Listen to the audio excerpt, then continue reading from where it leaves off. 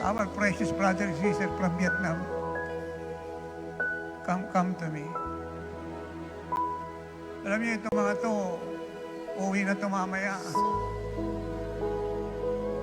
Pumunta lang sila rito sa isang araw na event and will go back to Vietnam. You see, just son.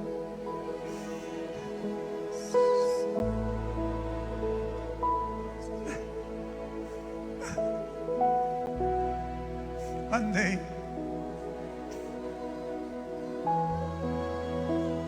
I see the spirit, the word Vietnam. And I said, Lord, what is that? He said to me, you will go to Vietnam.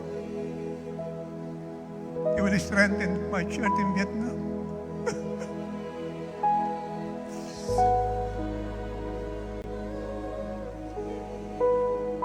Yung church ngayon, puro pera, puro titulo, puro power.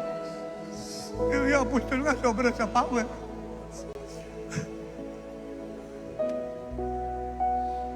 Pag tinignan mo yung mga kawan, mahina, malata. Walang maayos sa takbo ng gawain. Kaya nga dinala ng Lord sa lingkod niya para anakin, tulungan, turuan.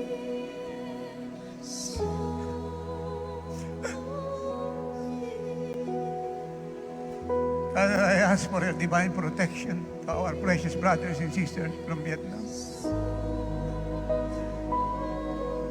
Not only for them, kasama ang mga anak mo sa Thailand, the church in Thailand, in China, in Singapore, in Malaysia, in India, in Indonesia, in Asia Pacific, in Saipan, Fiji.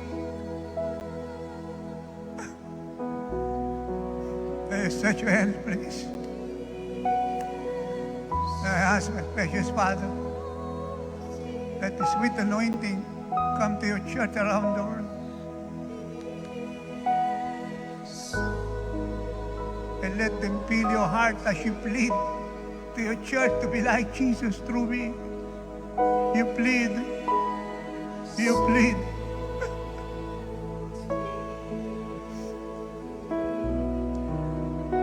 Maingatan mo po ang mga lingkod mo. They have raised them, O God. Don't allow the enemy to harm them. Be their shield and their buckler. The apostolic insight, anointing, wisdom be upon them all, O Lord.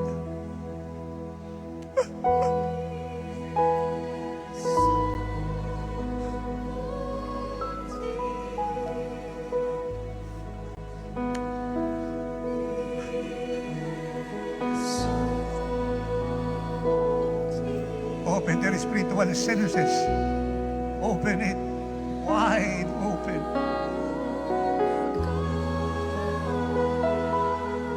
And the church in Vietnam will be a praying church. Hihigitan ninyo ang prayer sa China. Hihigitan ninyo ang prayer sa China, sa underground. Hihigitan ninyo.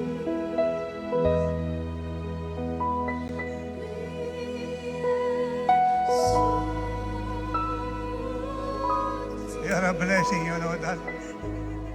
A blessing.